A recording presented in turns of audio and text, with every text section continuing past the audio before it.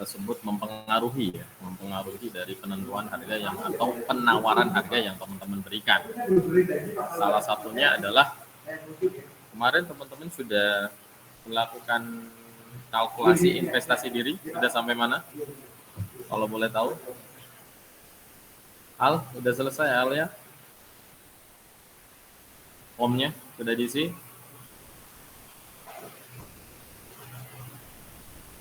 Halo? Formulir investasi diri sudah diisi? Belum? Kenapa?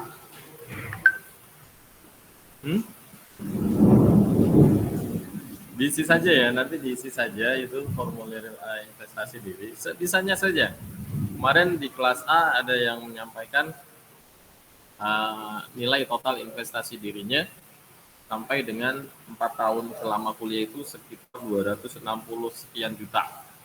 Nah, setelah dikalkulasi, muncullah satuan harga jasa dari teman-teman sebagai desainer itu memiliki nilai per jamnya berapa. Ya, kemarin dibahas dan kalkulasinya sampai ada yang sampai 28.000 per jam gitu ya. Ada yang 35.000, bahkan ada yang 45.000. Itu tergantung daripada nilai total investasi yang diberikan ya atau yang dikeluarkan selama masa kuliah. Nah, itu tolong nanti diisi ya. Nanti saya coba buatkan room untuk pengumpulan daripada catatan investasi diri kalian selama 4 tahun kuliah. Bikin angka-angkanya yang sesuai saja dengan teman-teman butuhkan. Beli printer, beli laptop, dan seterusnya. Nggak apa-apa, silakan. Oke.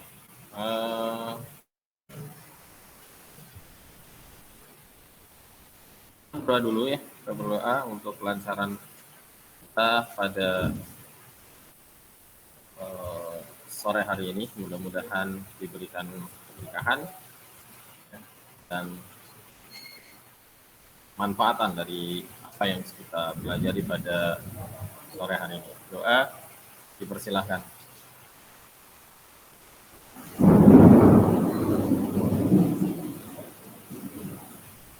Doa selesai. Saya share dulu ya materi kita.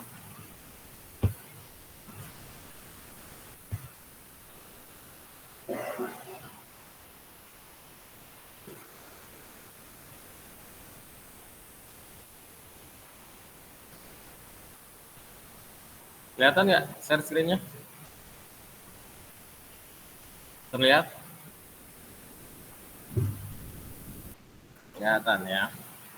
Kalau suara saya kurang kenceng di ini ya, di apa namanya, kasih tahu Pak, suaranya putus-putus atau kurang kenceng.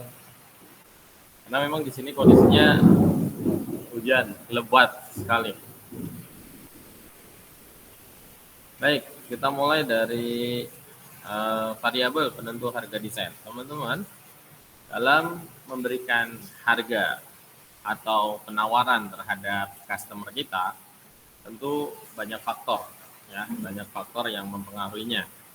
Nah, faktor di dalam etimologi bahasa disebut dengan variabel. Nah, variabel itu adalah sesuatu yang mempengaruhi ya, yang mempengaruhi dalam menentukan harga desain. Ada beberapa hal yang mempengaruhi harga dari sebuah desain yang teman-teman tawarkan, mulai dari pertama adalah portofolio. Nah, di sini ada portofolio. Apa itu portofolio?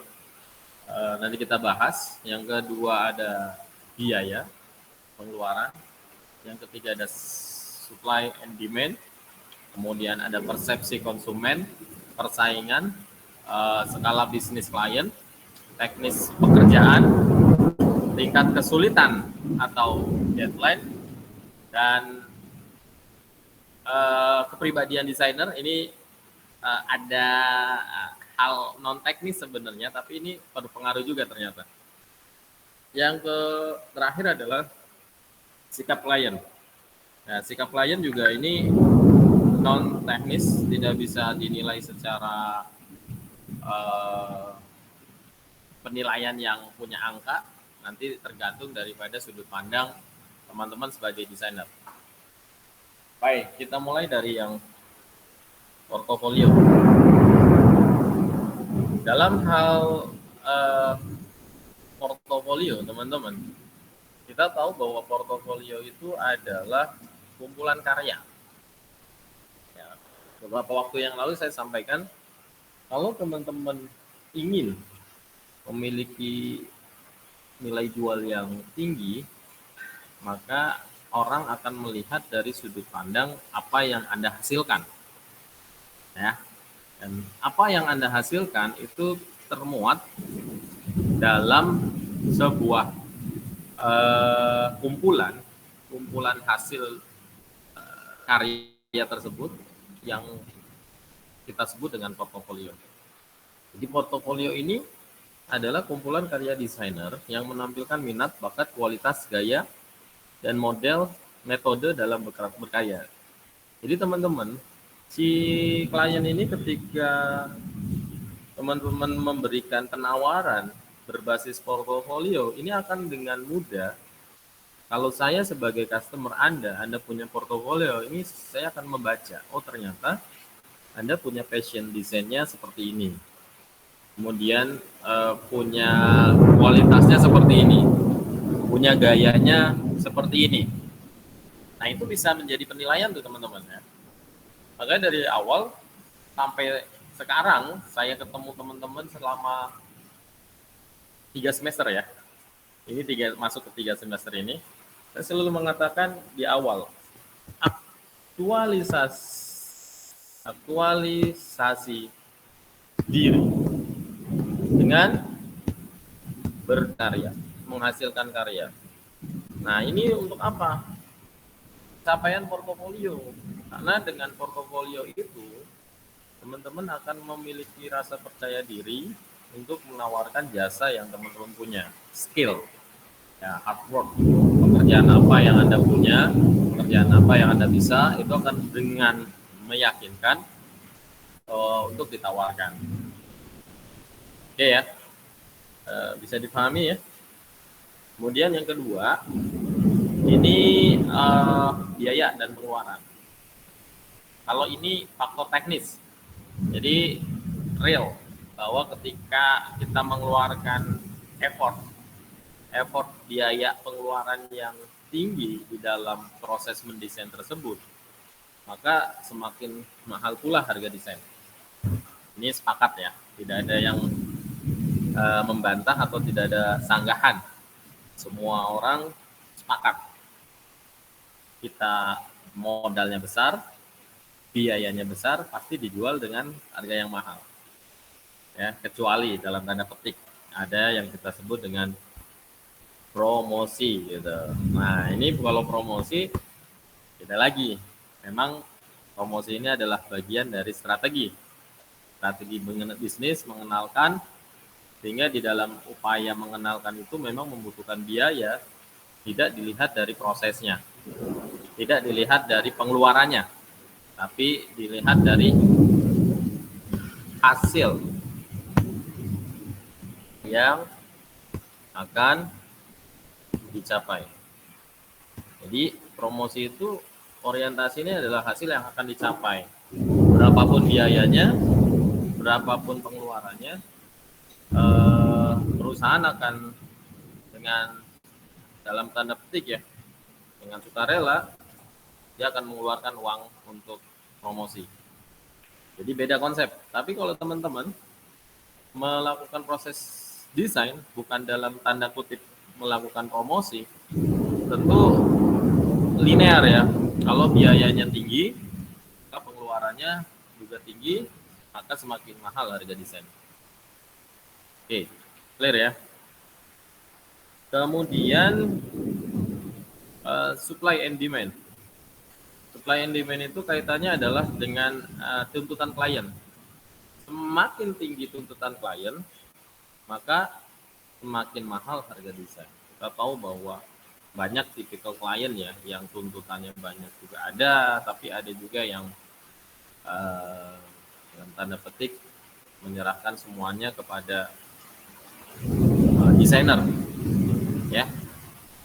Anda mungkin sering ya kalau dimintain tolong dong bikinin kartu nama, tolong dong bikinin buku, tolong dong bikin ini, bikin itu gitu. Kemudian kita tanya kliennya, Anda maunya yang seperti apa gitu. Ya wis lah, terserah gitu. Terserah kamu aja desainnya mau kayak gimana, yang penting saya mah taunya jadi produknya. Pernah punya pengalaman kayak gitu nggak? Ada nggak yang desainer tapi terserah kliennya? Menyerahkan sepenuhnya ke desainer. Pernah? Ya mungkin ada ya. Mungkin ada pengalaman seperti itu. Terserah deh pokoknya yang penting jadi gitu. Kalau yang penting jadi ya udah gitu. Prinsipnya adalah yang penting jadi tadi. Oke. Jadi supply and demand ini menjadi penting ya, karena kebutuhan yang mendadak, deadline-nya super ketat, ini yang kita sebut dengan time, waktu, oriented, ya, orientasi waktu. Kemudian ini lebih kepada keahlian khusus. Kalau teman-teman ini misalkan sebagai seorang desainer, tapi sekaligus tidak hanya mendesain surface permukaannya, tapi juga mendesain secara interaktif. Contohnya gini, dapat pekerjaan membuat desain surface dari tampilan game. Kan sekarang banyak ya, game-game online gitu ya. Tapi di satu waktu teman-teman juga harus bisa memahami bahasa program karena harus interaktif gamenya segala macam. Berarti kan ada hubungan antara desain dan kemampuan IT. Nah, ini kombinasi nih desain dan IT. Nah, ini khusus, keterampilan khusus. Ini umum. Anda sebagai desainer pasti bisa desain, tapi secara IT saya nggak tahu kemampuan Anda sejauh mana untuk membuat konteks desain yang interaktif tadi. Bisa ditekan tombolnya, ya, dan seterusnya. Oke. Ada pertanyaan sampai sini? Suara saya masih aman? Jelas? Jelas, Pak. Jelas ya. Jadi ini yang saya maksudkan teman-teman. Kalau teman-teman punya sesuatu hal yang pengen dijual, dalam tanda petik, something different. Apa yang bisa Anda jual selain daripada Anda mendesain secara umum? Oh, ternyata saya selain bisa mendesain, saya juga ahli dalam bidang IT. Nah, ini sangat mungkin. Ya, dengan konsep kampus Merdeka Belajar, ini sangat mungkin desainer itu tidak hanya belajar surface tampilan saja, tidak hanya belajar desain saja, tapi teman-teman juga bisa belajar untuk membuat desain yang interaktif tadi, ya, IT. Ayo kembangin, yakin ini akan menjadi nilai jual yang tidak terbantahkan. Nah, tidak terbantahkan karena semua desain endingnya akan lari ke proses yang kita sebut dengan digital. Ini kalau udah ngomongin digital, berarti urusannya adalah IT. Ya, tidak hanya surface saja. Kemudian yang keempat ya, persepsi konsumen. Nah, ini persepsi konsumen ini menjadikan nilai yang sangat positif. Ada istilah getuk tular. Ya, getuk tular. Maksudnya gini, kita tuh punya punya marketing yang gratis kalau kita bisa memberikan kepuasan terhadap konsumen kita. Satu konsumen puas, nah maka ini menjadi marketing untuk pekerjaan-pekerjaan kita yang lain. Paham nggak maksud saya? Nah, ini kekuatan nih.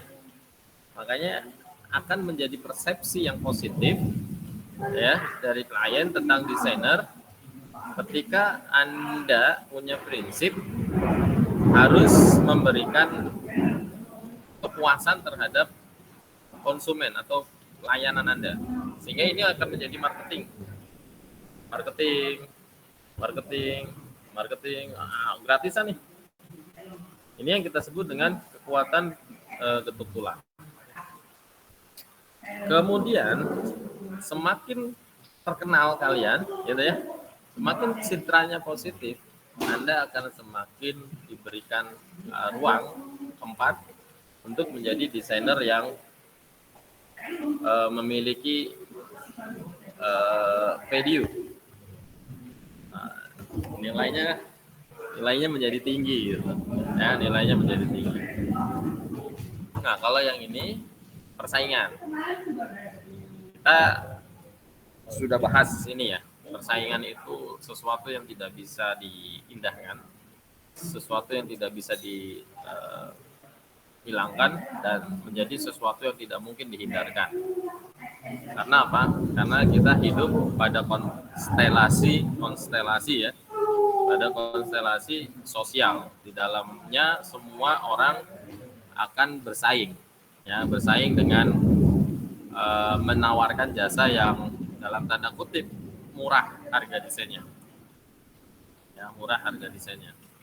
Banyak sekali perang harga yang mengakibatkan harga desain itu murah, bahkan desain gratis ya. Ini tadi kemarin saya jelaskan berkali-kali, ada istilah desain gratis, bukan desain gratis ya. Desain gratis bukan desain gratis. Nah, kenapa bisa seperti itu? Karena ada beberapa yang mempekerjakan. Ini contoh ya, contoh. Desainer bekerja di printing. Nah, si printing company itu memberikan layanan. Anda silahkan mencetak di tempat kami. Saya berikan service untuk desain Anda. Ini real ya teman-teman semuanya. Jadi beberapa percetakan memang dia memiliki konteks, memiliki desainer yang dipekerjakan untuk menangani proyek-proyek desain yang nantinya diharapkan bisa dicetak di company printing ini. Ya, kalau hitung-hitungan matematika itu sebenarnya Anda kan dibayar oleh company printing. Ya, katakanlah desain ini tidak dihitung, itu surface-nya, tampilannya, tapi hakikatnya itu harga desain ini sudah mengikat atau sudah melekat pada proses yang kita sebut dengan produknya. Karena pada saat menghitung kalkulasi produksi, ini sudah dimasukkan, gitu. Jadi seolah-olah kita membuat kesan, ya, kita bilang kesan bahwa desainnya gratis, padahal nggak gratis. Ya, tidak gratis desainnya, tapi sudah di-including masuk ke dalam penghitungan satuan biaya yang kita sebut dengan produk. Clear ya sampai sini ya. Lanjut kita. Bentar ya, saya balas.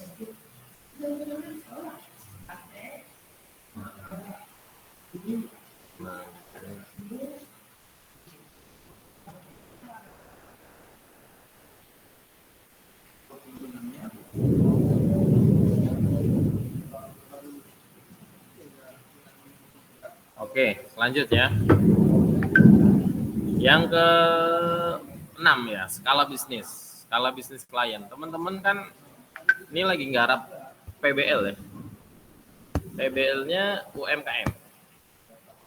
Di sini ini kita sebut dengan skala bisnis klien.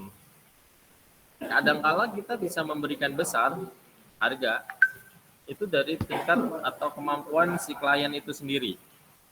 Makanya kemarin teman-teman ada yang bilang, kalau bikin logo tuh berapa sih? 50.000 Pak. Ada yang bilang, oh jangan 50, 100.000 Pak. Ada yang bilang 150.000 Pak. Kemarin ada yang bilang, Pak saya pernah bikin logo, berapa? 400.000. Mana yang paling murah? 50.000. Ya, paling murah. Kenapa bisa 50.000? Kenapa bisa 100? Kenapa bisa 150? Padahal ini desainer yang sama. Desainer sama, tapi harga bisa berbeda-beda. Gitu ya. Kenapa? Karena kita melihat skala kemampuan dari klien kita. Nah, kalau saya tanya, bisa nggak bikin logo harganya 3,5 M? Bisa nggak Mas? Ada nggak logo yang dibayar 3,5 M? Ada nggak? Kamu kan kemarin bilang nih, bikin logo 50.000. Oke, saya terima Pak. Bikin logo 100.000 ya, nggak apa-apa. Bikin logo 400.000. Wow, besar. Tapi Anda bikin logo, ini ada bikin logo harganya 3,5 M. Bayang nggak? Logo apa kira-kira? Xiaomi Pak. Yes? Logo Xiaomi kemarin revisi 11 M malah Pak. Yes. Logo Xiaomi aja berapa Mas? 11 M gitu ya. Ya itu fantastis. Kenapa bisa seperti itu? Ya tadi banyak faktor. Mulai dari awal kita sudah bicara, ya mulai dari supply and demand, ya portofolio nih. Nah, kalau kamu lihat logo Shopee, kamu bisa nggak bikinnya? Bisa nggak Maulana? Bisa ya? Bisa Pak. Gampang kan? Tapi kenapa nggak kamu yang dipilih? Nah ini saya maksudkan. Kenapa portofolio? Nah, kemudian skala bisnis kliennya berbeda-beda. Ya, skala bisnis kliennya berbeda-beda. Kalau orang bicara logo, ini kan bicaranya adalah apa sih yang dibeli, apa sih yang dibayar? Ide, konsep,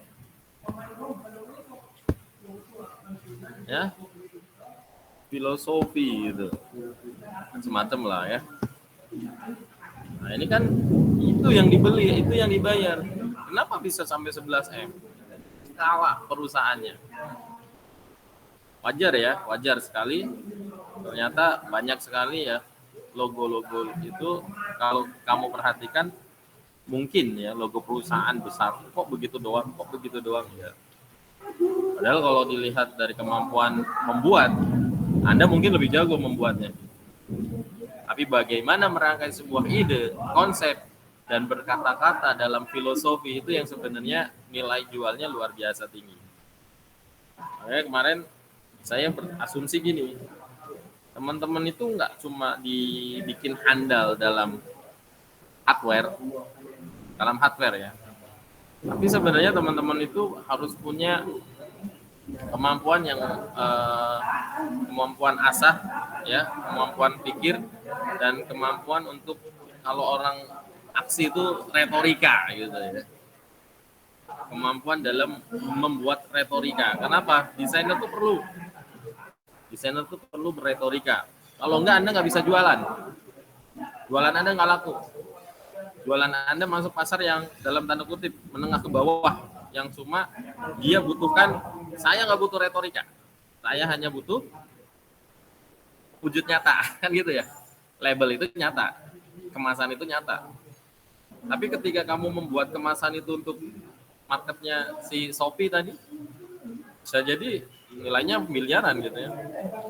Tapi kalau buat UMKM yang kemarin kamu datangi di Setu Babakan dalam tanda kutip bikin kemasan rengginang, ya udahlah kemasannya yang penting jadi. Nah, dari itu Tadi saya bilang di awal, retorika itu harus kamu bisa ya menulis, ya mengeluarkan ide, presentasi atau presenting. Nah, itu penting banget, teman-teman harus menguasai semuanya. Jadi sekali lagi ya, not only hard skill, not only hard skill. Hard skill itu gampang. Teman-teman belajar komputer grafis, belajar Illustrator, belajar Photoshop, belajar apa namanya, video editing dan seterusnya. Itu gampang. Anak SMA juga bisa sekarang, ya. Tapi yang kalian harus kuasai adalah satu, seperti public speaking. Oh, soft skill tuh. Ya, public speaking, teman-teman harus bagus berkomunikasinya. Ya, kemudian tadi teman-teman tidak hanya punya kemampuan public speaking, tapi Anda harus punya kemampuan untuk mempengaruhi. Ya, mempengaruhi. Orang itu bisa mempengaruhi kalau dia punya apa kira-kira? Punya referensi. Ya, kamu bisa mempengaruhi orang untuk membeli kalau kamu punya referensi. Kamu bisa mempengaruhi orang untuk bisa ikut dengan dalam tanda kutip pemikiran kamu kalau kamu punya referensi. Bagaimana cara punya referensi?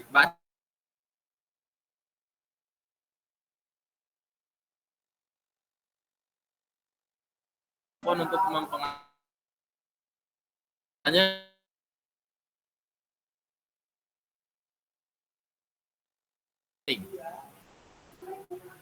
gajinya paling gede tuh marketing. Kenapa kira-kira? Karena tugas besarnya tadi dia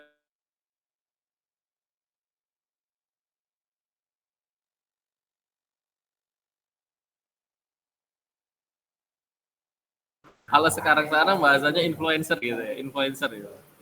Dalam tanda petik yang positif ya, bukan influencer yang cuman sekedar ngoceh ya, sekedar beretorika, tentunya tidak yang begitu gitu ya. Oke, bisa dipahami ya teman-teman? Mudah-mudahan bisa. Nah, ini teknis. Kalau sudah bicara teknis pekerjaan, ini teman-teman bisa bicara pada konteks jarak, transportasi, akomodasi, ya, jumlah tatap muka, berapa kali meeting dengan klien, ya. Kemudian apakah klien itu membutuhkan untuk membuat hak cipta, ya, dan seterusnya. Bisa-bisa aja. Yang terakhir, tingkat kesulitan dan deadline. Belum terakhir nih. Ini tingkat kesulitan dan deadline, apakah simple, rumit, deadline-nya ketat atau senggang, kemudian jumlah tim yang dibutuhkan. Nah, ini penting nih. Saya nggak bahas terlalu jauh, ini gampang pengertiannya. Nah, ini kepribadian desainer. Ada pengalaman, reputasinya, apa pemula atau profesional. Ini sebenarnya basisnya tadi saya katakan, Anda boleh menjadi pemula dalam hal desainer, pemula. Tapi kalau Anda punya portofolio,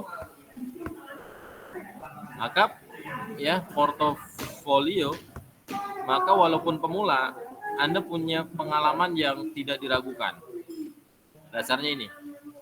Makanya kemarin waktu saya nyidang mahasiswa, kemudian begitu saya lihat portofolionya, dia mengerjakan pekerjaan yang luar biasa untuk satu perusahaan multinasional gitu ya. Udah, saya merem nilainya. Kenapa? Portofolio itu sudah cukup untuk menilai kemampuan Anda. Tidak perlu saya ragukan, tidak perlu saya uji, tidak perlu saya tanya macam-macam, tapi dari portofolio itulah saya membaca diri Anda. Sehingga dengan sendirinya value Anda itu meningkat. Ya, value-nya meningkat. Oke ya. Nah, kalau ini non teknis. Sikap klien itu ada yang kooperatif, ya, ada yang banyak tuntutan, merugikan, terlalu campur tangan dalam proses desain. Ini kadang-kadang menjadi apa ya? Menjadi sulit untuk si desainer bekerja, sehingga kalau orang bilang tuh suka bad mood gitu ya, malesin gitu. Kenapa? Kliennya banyak tuntutan, kliennya maunya ikut campur dan seterusnya. Nah, ini bisa jadi sikap klien. Jadi itu yang bisa saya sampaikan terkait dengan variabel penentu harga. Untuk apa? Untuk cakupan jasa desain. Nah, sekarang saya akan masuk ke ranah atau wilayah di mana bagian dari jasa yang Anda tawarkan sebagai desainer itu harus menghasilkan sebuah produk. Nah, untuk produk inilah nanti value atau nilai dari kalkulasinya akan berbeda. Ya, kalkulasinya akan berbeda. Kenapa? Ketika kita bicara produk, ini real. Ya, real prosesnya, real produknya. Jadi kalau sudah real produknya, real prosesnya, Anda harus berhitung-hitung dalam konteks biaya. Berapa biayanya? Nah, dalam konteks biaya ini, sebuah perusahaan, yaitu organisasi atau badannya usaha yang memiliki badan hukum dan melakukan kegiatan usaha di bidang produksi barang jasa dengan tujuan memperoleh keuntungan, maka value ini, keuntungan, linear dengan biaya. Nah, gimana caranya? Dalam siklus ekonomi, ya siklus ekonomi, sebuah perusahaan itu harus memiliki tugas memperoleh hasil produksi jasa yang akan diserahkan kepada pemesan, konsumen. Selain itu, konsumsi atau sistem keuangan itu memiliki tugas untuk mendapatkan atau menghasilkan penukaran barang jasa untuk rumah tangga. Jadi kalau kita lihat teman-teman, di sini teman-teman akan melakukan satu upaya untuk menghasilkan sebuah proses jasa desain dengan produksi hasil desain. Nah, di bagian sini, ini yang kamu lakukan melalui proses yang kita sebut tadi, investasi diri. Nah, investasi dirinya kamu itu yang nanti bisa menghitung jasa desain yang kamu berikan itu berapa sih nilainya, berapa rupiah gitu. Nanti dikonversi, setelah jadi desainnya berarti akan diproduksi hasil desain itu. Maka dalam konteksnya hasil produksi itu ya akan dipasarkan konsumen ya untuk menghasilkan uang. Nah, ini uang nih. Siklusnya seperti ini. Jadi hasil produksi untuk konsumen ya. Kemudian ada faktor-faktor yang mempengaruhi proses produksi seperti modalnya, kemudian tenaga kerjanya dan seterusnya. Nah, saya akan bahas satuan biaya ini minggu depan ya. Minggu depan kita bahas biaya apa saja yang akan muncul dalam konteks menghasilkan sebuah barang. Barang nih, kita bicaranya barang. Kalau tadi jasa desain adalah dari investasi diri. Ya, investasi diri. Saya nggak tahu, nanti saya mau lihat dulu investasi diri Anda menghasilkan berapa rupiah per jam untuk satu pekerjaan. Mungkin kita bisa berawal dari pekerjaan PBL ya, PBL. Ini kita bahas biaya dari mulai biaya tetap, kemudian biaya variabel, biaya langsung, dan biaya tidak langsung. Ini nanti kita akan bahas terkait dengan menghasilkan produk. Dalam menghasilkan produk ada 4 elemen biaya: biaya tetap, biaya variabel, biaya langsung, biaya tidak langsung. Kita lanjutkan pekan depan. Ya. Oke. Sampai sini kira-kira ada pertanyaan?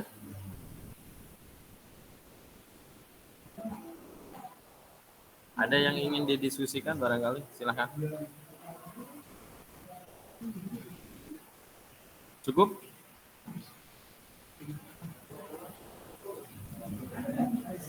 Cukup ya? Kita bahas minggu depan ya. Untuk biaya produksi barangnya ya. Ada biaya tetap, biaya variabel, biaya langsung, biaya tidak langsung.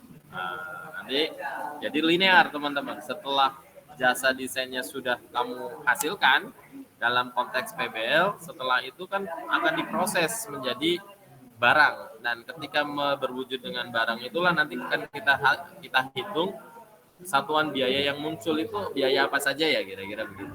Dan kita memposisikan diri kita, positioning kita sebagai percetakan, ya, sebagai percetakan, bukan sebagai stalok dalam tanda kutip, sebagai makelar nggak punya mesin, enggak. Nanti kita berhitung. Berarti kita harus punya mesin apa saja, ya. Kemudian kalau kita punya karyawan harus berapa dan seterusnya.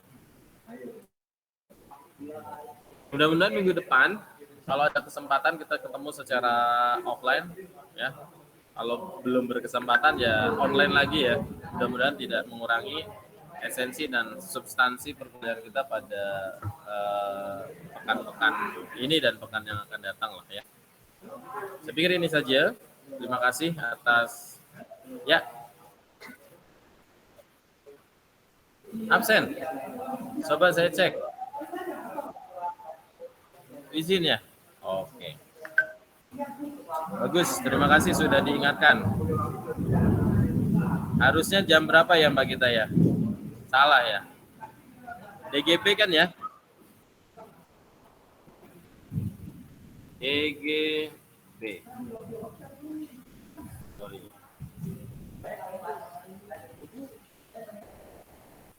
Sebentar.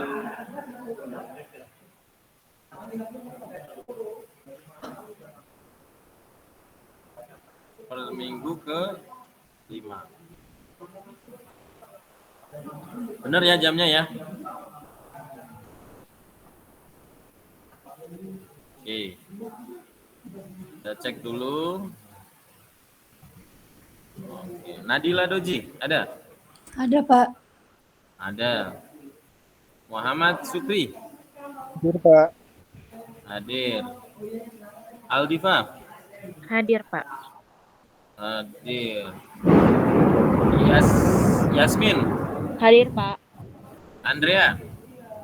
Hadir, Pak. Andrea ada nggak? Hadir, Pak. Hadir. Kok suaranya kayak cewek, kayak cowok, Andrea? Belum jatuh. Apa suara berdenggemak kayaknya? Alia. Hadir, Alia Pak. Sari ada ya? Maulana Arya Daru. Hadir, Pak. Muhammad Fairuz. Fairuz Taqiyuddin nggak ada ya? Oke. Fat Elfareta. Hadir. Fat ada?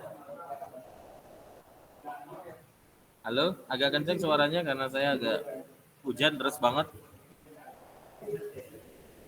Fat ada? Tidak ada. Salsabila Rosa. Hadir, Pak. Rifan Zamzami ada. Hadir, Pak. Ahnaf ada. Nita Dwi. Hadir, Pak. Muhammadi.